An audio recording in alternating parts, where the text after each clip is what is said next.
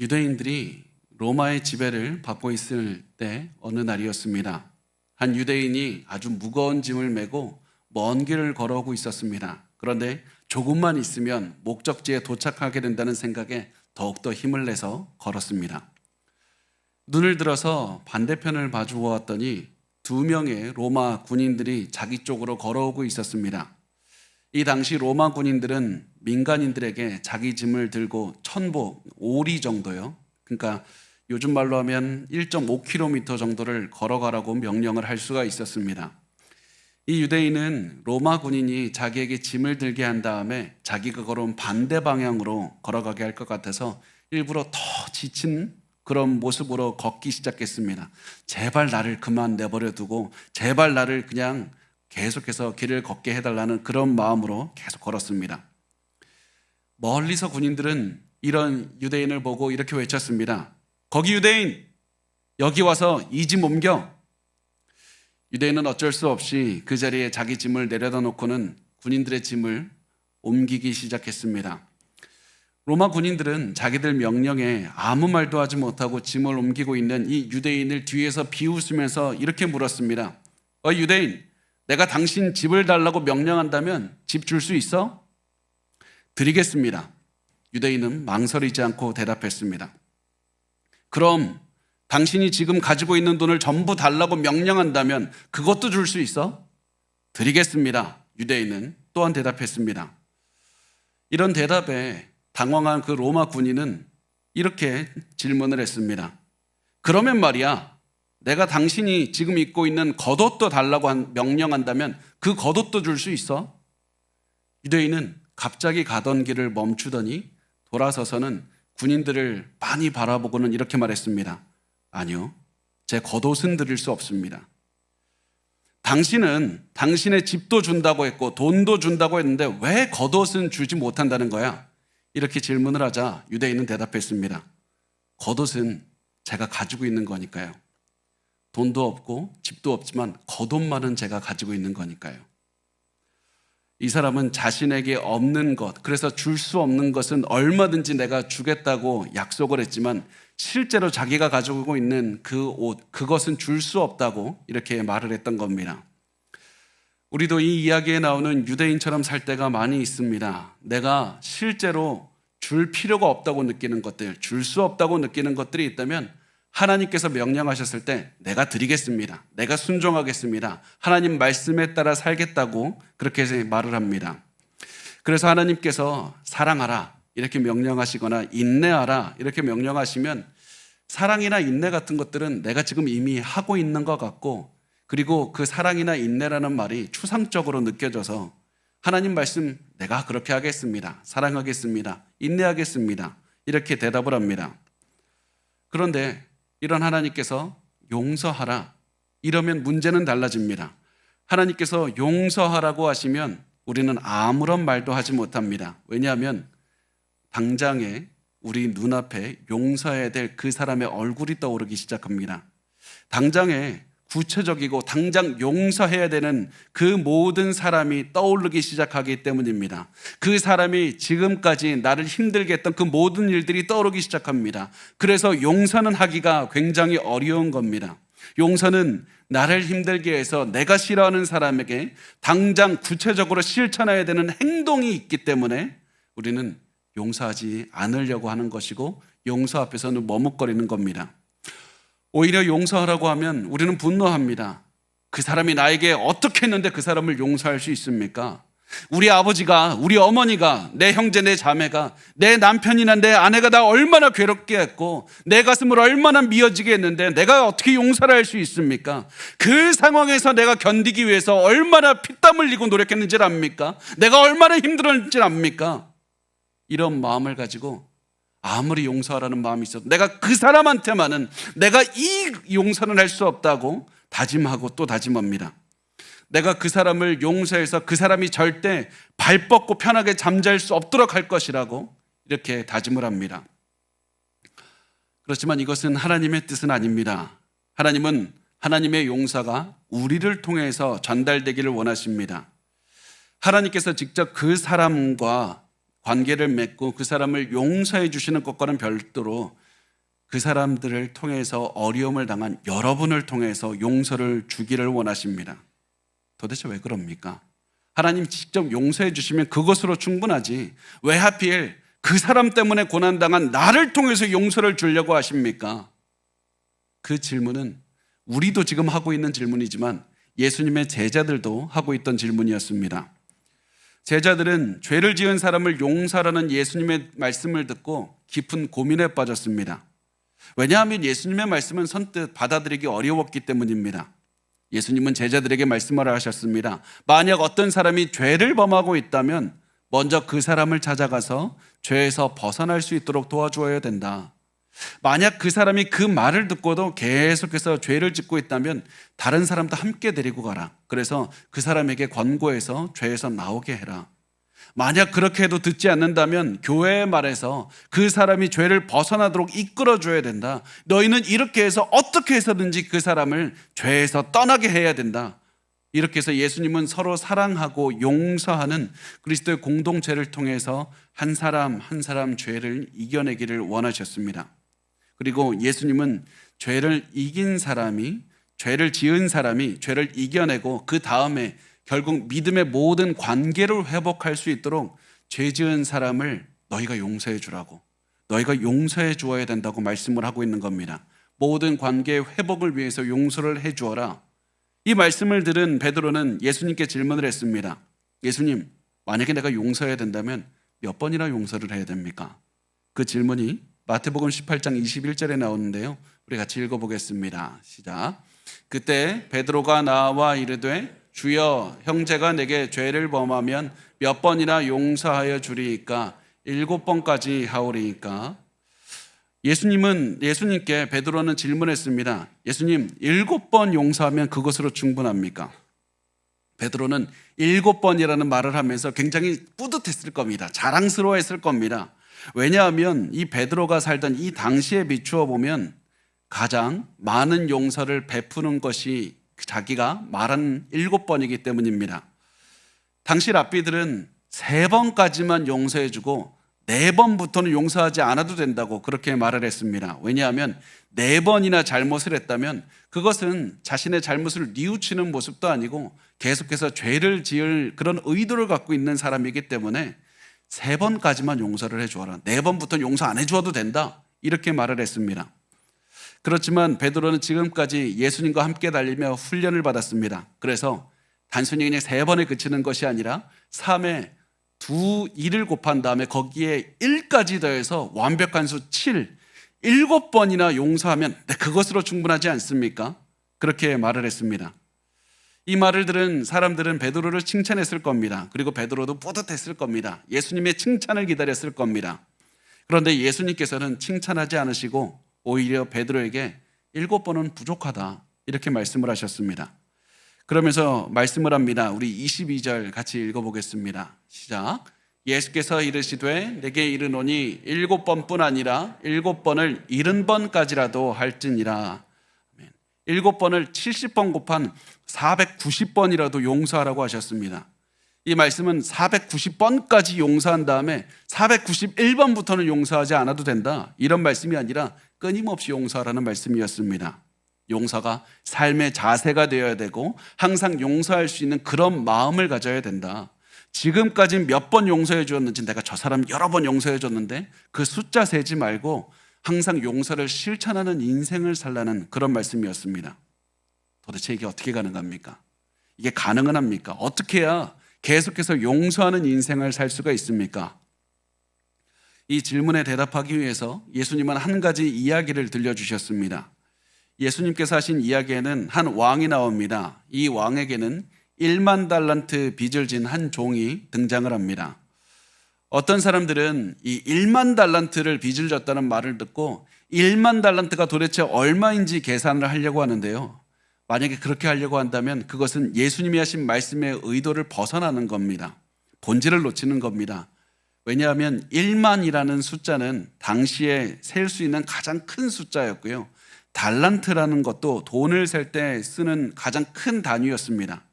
그래서 그냥 1만 달란트는 아주 셀 수 없는 많은 돈, 몇 경, 몇 해, 막 이런 식으로 우리가 말하듯이 도저히 생일 수 없는 엄청나게 많은 돈이다. 그렇게 보시면 되겠습니다. 이 종이 왕에게 그만큼이나 많은 빚을 졌다. 이렇게 말을 하고 있습니다. 왕은 이 종이 왕에게 엄청나게 많은 빚을 졌기 때문에 종을 처벌하려고 했습니다. 그래서 이 처벌은 하지만 그래도 종이 가지고 있는 것은 다 팔아서 조금이라도 빚을 변제하려고 했습니다. 이 말을 들은 종은 왕에게 간청했습니다. 조금만 기다려 주시면 제가 빚을 다 갚을 방법을 찾아내겠습니다. 이렇게 말을 했습니다. 그렇지만 빚이 너무나도 많다 보니까 어떠한 방법으로도 이 큰 빚을 다 갚을 수 있는 방법이 없다는 사실을 종도 알고 있었고 왕도 알고 있었습니다. 그래서 왕은 그냥 종을 처벌할 수 있었습니다. 그렇지만 왕은 자비와 사랑이 많은 분이었습니다. 그래서 왕은 이 종이 진 모든 빚을 그냥 탕감해 주었습니다. 예수님께서는 지금의 이야기를 통해서 우리가 하나님 아버지께 도저히 갚을 수 없는 만큼의 많은 빚을 졌다는 사실을 알려주십니다.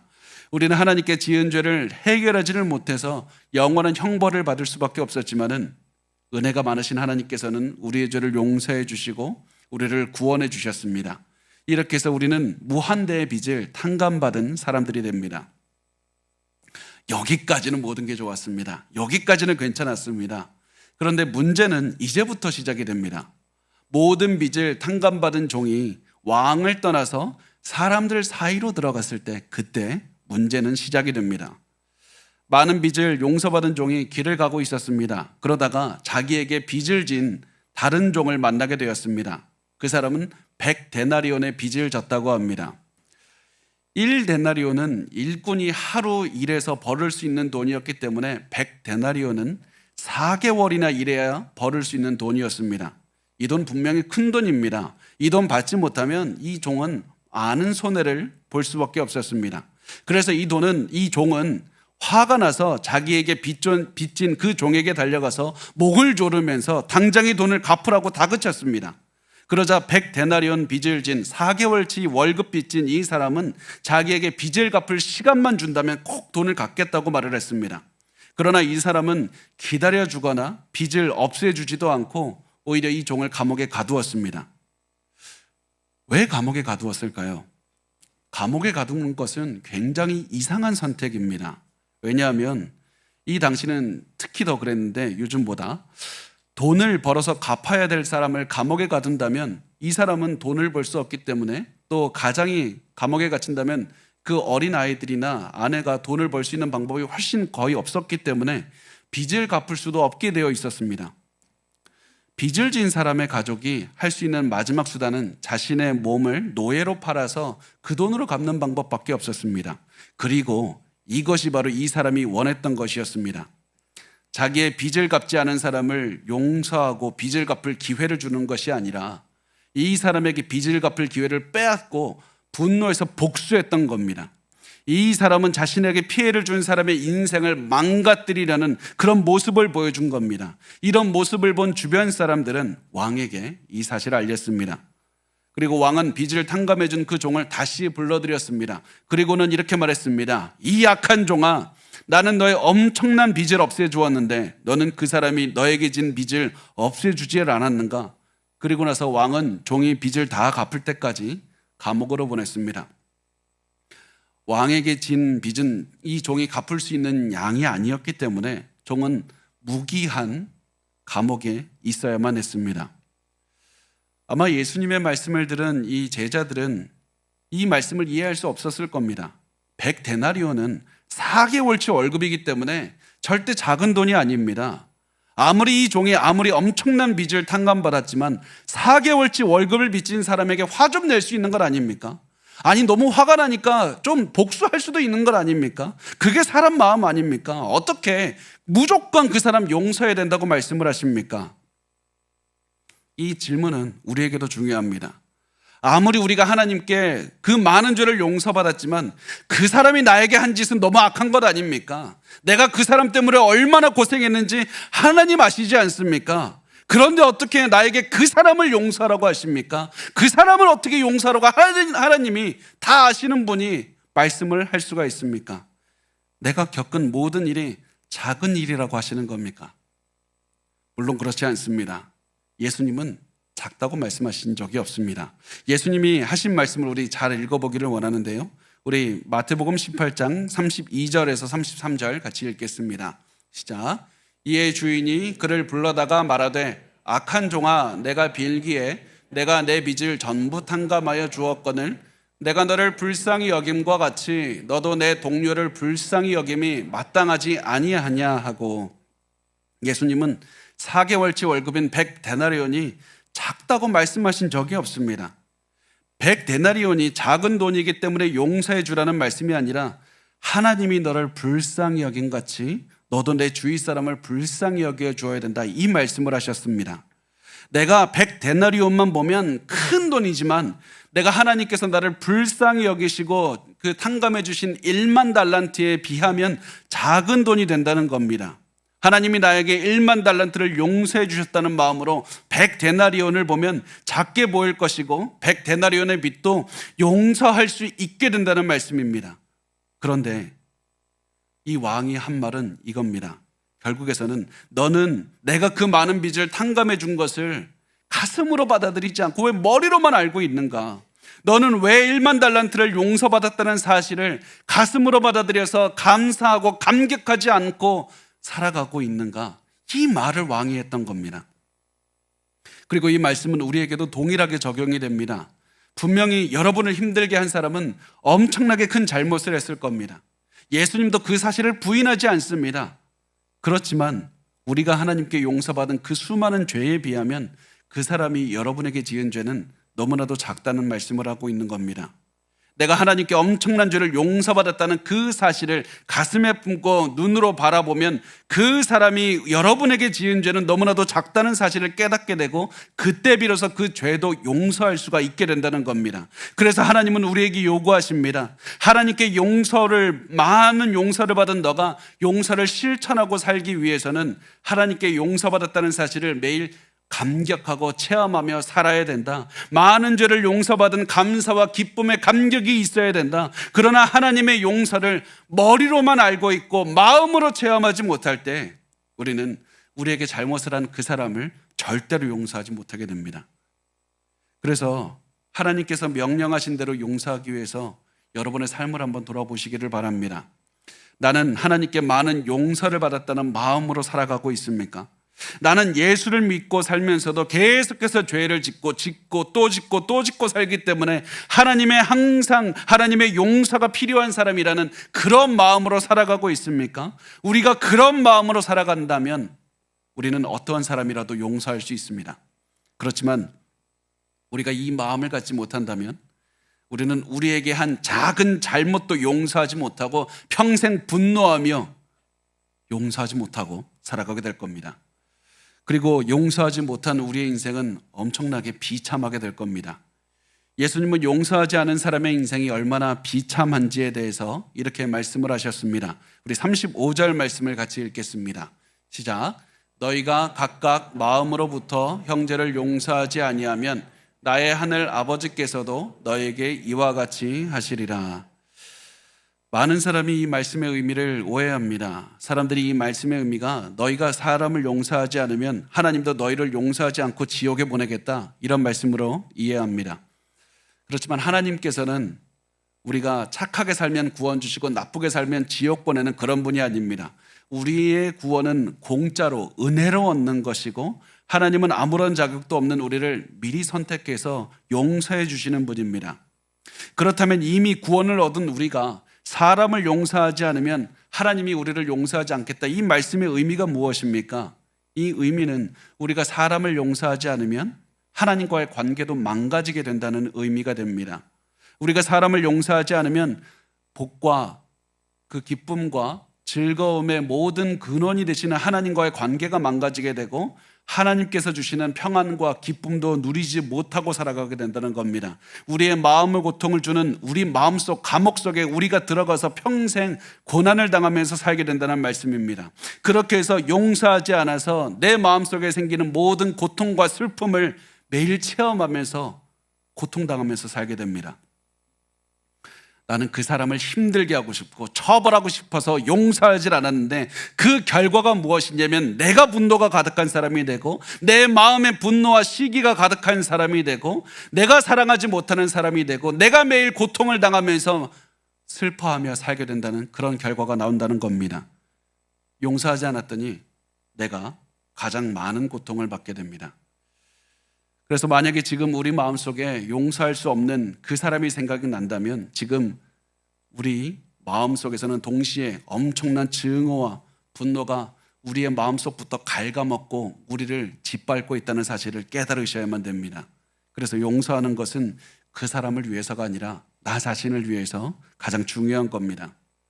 그리고 용서하기 위해서 가장 중요한 것은 다시 말하면 내가 하나님께 용서받은 감격을 체험하고 살아가는 겁니다. 우리가 우리에게 잘못을 저지른 사람을 용서하지 못할 때마다 단순히 내가 저 사람 용서해야 되겠다고 결단하고 다짐하는 것이 아니라 다시 복음의 기본으로 돌아가야 됩니다. 예수 그리스도 십자가의 보혈에 감격해야 되고 감사해야 됩니다. 용서하지 못하고 분노하고 있는 지금 우리는 다시 기본으로 돌아가서 예수님의 용서와 사랑을 내가 얼마나 체험하고 있는가 돌아보아야만 됩니다. 그리고 그리스도를 통해서 내가 받은 용서에 감동해야 되고 감격해야 됩니다. 이 감동과 감격만이 우리가 용서를 할 수 있는 유일한 방법이 되기 때문이고 이 감동과 감격만이 우리가 하나님이 주시는 기쁨과 사랑을 누리며 살아갈 수 있는 유일한 방법이 되기 때문입니다. 반드시 잘 기억하시기 바랍니다. 우리가 다른 사람에게 할 수 있는 최고의 복수가 용서하지 않는 것이라고 착각을 하지만 내가 용서하지 않은 만큼 그 사람이 고통을 당할 것이라고 생각해서 용서해 주기를 거부하지만 실제로 용서를 하지 않아서 가장 큰 손해를 보는 사람은 여러분 자신이고 용서해서 가장 큰 이득을 얻는 사람도 여러분 자신이라는 사실입니다. 지금이라도 용서를 해서 하나님이 주시는 엄청난 자유와 사랑을 체험하시길 바랍니다. 용서를 통해서 하나님이 주시는 엄청난 자유와 사랑을 체험한 사람 중에 한 명이 코리 텐 붐이라는 여성이 됩니다. 이 코리 텐 붐은 2차 세계대전 중에 독일군에게 쫓기는 유대인들을 숨겨주었다는 이유로 아버지와 동생과 함께 나치 수용소에 붙잡혀가게 됩니다. 이 여성은 수용소에서 아버지와 여동생도 잃었지만 자신은 극적으로 살아날 수가 있었습니다. 나치 수용소에서 살아난 뒤로 이 여성은 온 세계를 다니면서 복음의 메시지를 전파했고 자신이 그 고난당한 나치 수용소가 있었던 독일에 가서도 예수 그리스도께서 주시는 용서의 말씀을 선포했습니다. 어느 날 저녁 독일에서 말씀을 전하고 난 뒤에 이 코리 텐 붐은 사람들과 악수를 하면서 인사를 나누고 있었습니다. 그때 한 남자가 멀리 서 있다가 자신에게 다가와서 악수를 청하면서 말했습니다. 저는 예전 나치 수용소에서 일하던 사람입니다. 이 말을 듣고 놀라서 그 남자의 얼굴을 자세히 봤더니 이 남자는 수용소에서도 가장 악랄하고 잔인하게 자신을 괴롭히던 요원이었습니다. 이 남자는 자신과 여동생이 옷을 다 벗기고 고문을 하고 고통과 갖은 수치를 주었던 그런 악독한 사람이었습니다. 그런데 지금 이 남자가 자신 앞에 나타나서 악수를 청하고 있었던 겁니다. 그 남자는 이렇게 말했습니다. 좋은 메시지였습니다. 당신이 말했듯이 우리의 모든 죄가 깊은 바닷속, 그 깊은 곳에 있다는 사실을 알게 되니 너무나도 좋습니다. 그러면서 그는 이렇게 물었습니다. 저를 용서해 주시겠습니까? 물론 코리 텐 붐은 이 사람을 절대로 용서할 수가 없었습니다. 내 동생을 그렇게 천천히 잔인하게 죽인 죄를 저 사람은 저렇게 간단하게 지워버릴 수가 있을까? 이 여성은 그 자리에 가만히 있어서 계속해서 자신의 마음과 싸워냈습니다. 왜냐하면 코리 텐 붐은 우리와 똑같은 사람이었기 때문입니다. 그래서 정말 용서하고 싶지가 않았습니다. 그렇지만 하나님은 이 사람을 용서하기를 원하신다는 사실을 알고 있었습니다. 그래서 계속해서 갈등했습니다. 갈등하다 이 여성은 조용히 기도했습니다. 예수님 도와주세요. 그리고 나서 손을 들어서 그 남자의 손을 잡고 악수를 했습니다. 그리고 바로 이때 이 여성 안에서는 엄청난 일이 벌어지기 시작합니다. 어깨에서부터 시작된 전류가 팔로 흘러내려가고 악수하고 있는 손까지 이어졌습니다. 자신을 치유하는 따뜻한 무엇인가가 이 여성의 온몸을 가득 채우고 눈에는 눈물이 흘러내리기 시작합니다. 그리고는 이렇게 말했습니다. 당신을 용서합니다, 형제님. 제 온 마음을 다해서. 그리고 이때 이 코리 텐 붐은 지금까지 체험해보지 못한 강한 하나님의 용서와 사랑을 체험할 수 있었다고 합니다. 도저히 용서할 수 없는 그 사람을 용서했을 때 바로 그때 하나님의 사랑과 하나님의 용서를 체험할 수 있었다는 사실입니다. 저는 이 이야기가 그냥 우리가 얼굴도 모르는 한 여성의 이야기가 아니라 여러분 본인의 이야기가 되기를 원합니다. 지금까지 머리로 상상하기만 했던 하나님의 용서와 사랑을 직접 체험하시길 원합니다. 그리고 그렇게 하기 위해서 여러분을 힘들게 한 그 사람, 도저히 용서할 수 없는 그 사람을 용서하시길 원합니다. 그 사람이 여러분에게 어떻게 했든지 간에 그 사람을 용서하시길 바랍니다. 그 사람을 위해서가 아니라 여러분을 위해서라는 말씀입니다. 그 사람을 용서하지 않고 증오해서 얻는 것은 여러분 마음속에서 여러분을 갉아먹고 있는 고통과 증오와 분노밖에 없기 때문입니다. 그렇다면 어떻게 하는 게 용서하는 겁니까? 어떻게 하는 게 용서하는 겁니까? 어떤 사람들은 이렇게 얘기합니다. 모든 것을 그냥 잊어버리고 없던 셈 치는 것이 용서입니다. 그러나 그것은 절대 그렇지 않습니다. 지금까지 일을 잊어버리는 것은 불가능한 겁니다. 게다가 그 일 때문에 내 마음에 상처가 생겼는데 어떻게 그걸 없는 셈 치라고 할 수가 있습니까? 그런 것은 용서가 아니라 강요입니다. 그렇다면 용서는 무엇입니까? 상대방이 어떠한 잘못을 했어도 처벌받지 않도록 하는 것이 용서입니까? 만약에 상대방이 지은 죄가 있고 그 죄에 대한 합당한 대가를 치러야 되고 어떤 처벌을 받아야 되는 것이라면 때로는 처벌을 받게 하는 것도 용서의 일부가 됩니다. 왜냐하면 하나님은 용서하기를 원하시면서도 잘못한 것이 있으면 그 잘못에 대해 책임을 지기를 원하시는 정의의 하나님이 되시기 때문입니다. 그리고 그 정의를 통해서 하나님은 그 사람을 또한 회복시키실 겁니다. 그렇다면 용서는 무엇입니까? 용서가 무조건 예전 관계로 돌아가서 나를 상처 주었던 사람에게 다시 가서 상처를 받아내는 것입니까? 학대당하는 아내와 아이들이 모든 것을 용서하고 돌아가서 계속해서 학대를 당하는 것은 하나님이 원하시는 용서가 절대 아닙니다. 계속해서 죄의 피해자가 되는 것이 하나님이 말씀하는 용서가 아닙니다. 그러면 하나님이 바라시는 용서는 무엇입니까? 용서는 그 사람의 최고를 바라는 겁니다. 나를 힘들게 한 그 사람에게 복수하려는 것이 아니라 그 사람이 가장 잘 되기를 바라는 겁니다. 그리고 그 사람이 가장 잘 되려면 그 사람이 하나님과의 관계를 회복하게 해야 되고 그 사람이 하나님과의 관계를 회복하게 하기 위해서 기도해 주어야 되는 겁니다. 그 사람이 잘못하고 있는 것이 있으면 그 사람이 죄를 버릴 수 있도록 기도해 주고 도와주는 것이고 그 사람이 나의 도움이 필요하면 거절하지 말고 그 사람을 도와주어서 하나님 앞에 올바로 서게 하는 것이 바로 우리가 할 수 있는 최고의 용서가 되고 하나님이 원하시는 용서의 모습이 됩니다. 용서는 그 사람이 하나님 앞에 올바로 서도록 도와주는 것이고 그렇게 해서 결국에서는 나와 그 사람이 맺는 관계까지를 회복시켜서 그 사람이 그 모든 관계를 통해서 하나님을 바라볼 수 있도록 하는 것, 그것이 바로 우리가 할 수 있는 용서가 됩니다. 이렇게 해서 하나님은 나를 통해서 하나님의 용서를 전달하기를 원하십니다. 왜냐하면 나를 통해 용서를 전달해서 그 사람이 하나님의 용서를 체험하게 하실 뿐만 아니라 용서를 나를 통해서 하셔서 내가 하나님을 닮아가기를 원하시기 때문이고 또 용기를 실천하는 나를 통해서 용서를 실천하는 나를 통해서 내 주변 사람들도 내 가족들도 하나님의 용서와 사랑을 알기를 원하시기 때문입니다. 전 카버넌트 신학대학교의 총장이었던 브라이언 채플 목사님이 계시는데요. 이 목사님이 자신의 친구에 대한 이야기를 하신 적이 있습니다. 그 목사님의 오래된 친구에는 아내가 한 명 있었는데 그 아내에게는 큰 문제가 있었습니다. 그 여성은 주기적으로 가족에게서 돈을 훔쳐서 도박하는 데 돈을 다 탕진했던 겁니다. 아내는 돈이 될 만한 물건이 있으면 집에서 가져다가 다 팔았고 통장에 돈이 조금이라도 들어오면 돈을 다 빼서 도박을 했습니다. 이 문제를 해결하기 위해서 상담사도 찾아가 봤고 의사도 만나봤지만 아무런 효과도 없었습니다. 그런데 아내가 남편에게서 돈을 훔쳐서 가정을 망가뜨릴 때마다 남편은 아내를 용서했고 다시 돌아오도록 이끌어 주었습니다. 아내가 너무 괴로워서 스스로 목숨을 끊으려고 했을 때도 남편만큼은, 다른 사람은 다 포기해도 남편만큼은 아내를 포기하지 않았습니다. 어느 날 그 목사님이 친구에게 물어보았습니다. 너는 왜 아내를 포기하지 않아? 너의 가족들과 친구들 모두 다 이혼하라고 하잖아. 그런데 너가 그렇게 끝까지 가정을 지키는 이유가 뭐야? 아내를 지키는 이유가 무엇이냐고 물어봤습니다. 그 질문을 들은 친구는 담담하게 이렇게 대답했다고 합니다. 우리 아내는 대부분의 시간에는 좋은 엄마이고 아이들에게는 엄마가 필요해. 그런데 그것보다 아이들이 하나님의 사랑을 알 필요가 있어.